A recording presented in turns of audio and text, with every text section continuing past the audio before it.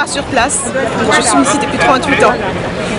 J'ai une vision qui est la mienne, mais je me rends compte que depuis très longtemps ce pays est sur une pente malheureusement très délicate et qu'on ne voyait pas assez. Alors on va tout faire à l'envers, vous allez maintenant vous présenter et nous dire ce que vous faites ici en 2 mots pour qu'on vous connaisse un tout petit peu. Alors voilà, moi je m'appelle Fatoumata Sidibé, je suis d'origine malienne.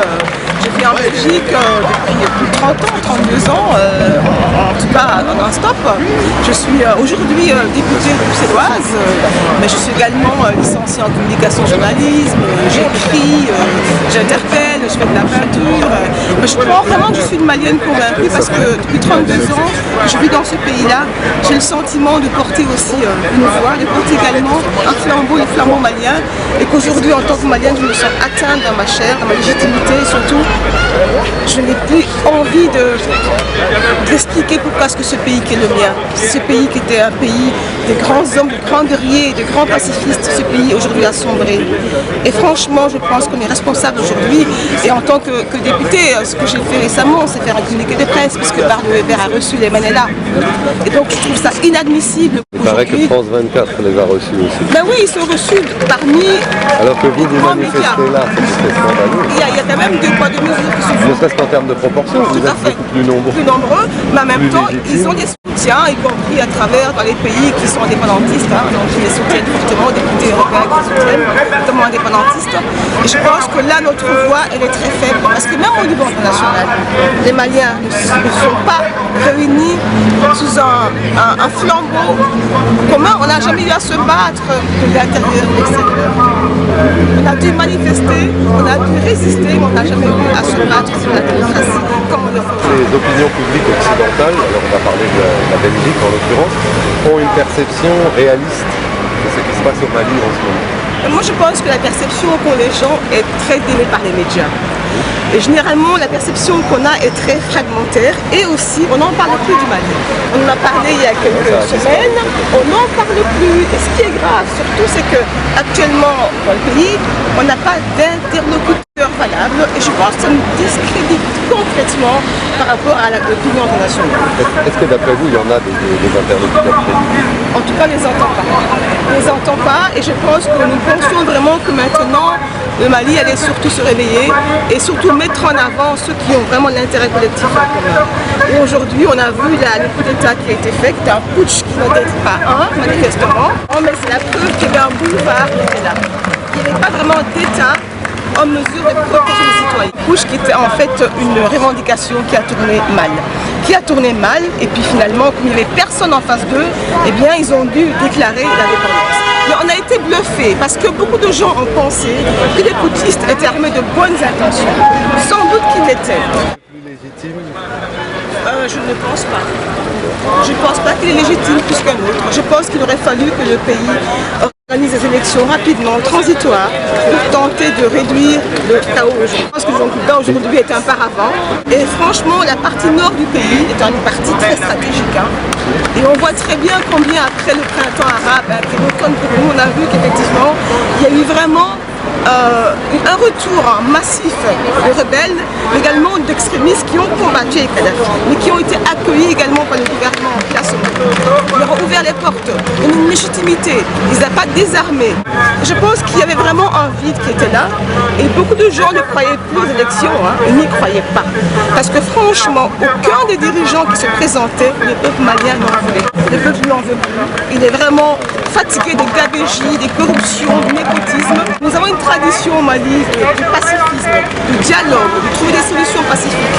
Mais c'était sans compter la donne internationale, sans compter la présence d'Al-Qaïda au Maghreb islamique, qui depuis très longtemps prend en otage, avec une complicité du monde international, cette partie du Mali, qui finalement, il y a des otages occidentaux qui sont également là-bas, qui n'arrangent pas la donne. Et je pense que franchement, il y a une main derrière qui sans doute tente de déstabiliser cette région, sans doute avoir une main mise, parce que c'est quand même une zone charnière. La crise ivoirienne, les Maliens, je vais dire ça un peu rapidement, ont plutôt soutenu Ouattara, mais que Bako. Est-ce que vous pensez pensez qu'aujourd'hui il voit Ouattara de la même façon, maintenant qu'il est à la CEDEAO? Eh bien, je mentirais en me faisant le relais de l'opinion malienne. Je crois que c'est important de le dire quand même parce qu'on n'a pas vraiment un débat important par rapport à la Côte d'Ivoire. Je pense que Ouattara aujourd'hui, qui tente de se redorer le blason, il faut dire les choses comme elles sont, tente également de maintenir une position au niveau international parce qu'il est quand même soutenu par pas mal d'instances et donc il a tendance à jouer un jeu un peu dangereux. Mais je pense que le Mali aujourd'hui est dans une position très difficile.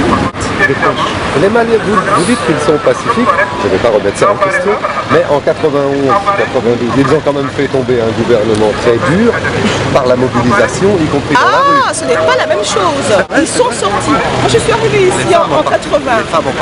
Oui, mais ça faisait 20 ans de lutte. Hein. Moi, j'ai quitté le Mali en 82. Je suis arrivée ici avec les émeutes, les grèves. Donc on a combattu avec ces gens-là. Les Maliens ont toujours été un peuple digne et fier, mais qui est pacifiste. Et on est sortis, les femmes sont sorties, les enfants sont sortis, et on a décidé qu'il fallait changer de régime. Et je pense que le peuple a ce pouvoir-là. Et c'était uniquement entre nous. Aujourd'hui, il y a une nouvelle donne qui est présente, qu'on ne maîtrise absolument pas. Il y a une guerre civile au nord du pays, un pays en proie à la pauvreté, qui n'a pas les moyens logistiques pour se battre, ni la formation de l'armée qu'il faut, et on est divisé quelque part, alors que nous étions unis. Si demain il fallait sortir pour se battre, je pense qu'il le ferait. Mais la solution pacifiste a toujours été celle que le Mali a choisie. Marcher certes, mais sans armes. Et ça a montré que c'était possible. Mais maintenant, nous craignons que ce ne soit pas possible. Parce que nous ne maîtrisons pas la donne. Pendant très longtemps, on a pensé que notre pays était à l'abri de tout ça. On était fiers, on était un pays de démocratie par rapport à d'autres pays. Et on a sans doute trop cru que c'était gagné d'avance. L'espoir fait vivre, mais personnellement, je suis très sceptique. Je le dis franchement, parce que j'attends de voir ce que le pouvoir local fait pour s'organiser. Tant qu'on n'a pas un pouvoir local légitime, stable, pour servir de relais d'interlocuteurs forts, je ne vois pas comment est-ce qu'on pourrait tenir la tête haute. Et donc actuellement la donne est à Bamako aussi pour que effectivement le pouvoir arrête de s'entre-déchirer et mette en place un gouvernement fort. En tout cas il y a déjà un gouvernement, mais quelle est sa légitimité, quelle est sa portée, quelle est sa position, on n'entend pas, on ne les voit pas. S'il faut aller se battre au nord, j'espère que nous ne le ferons pas.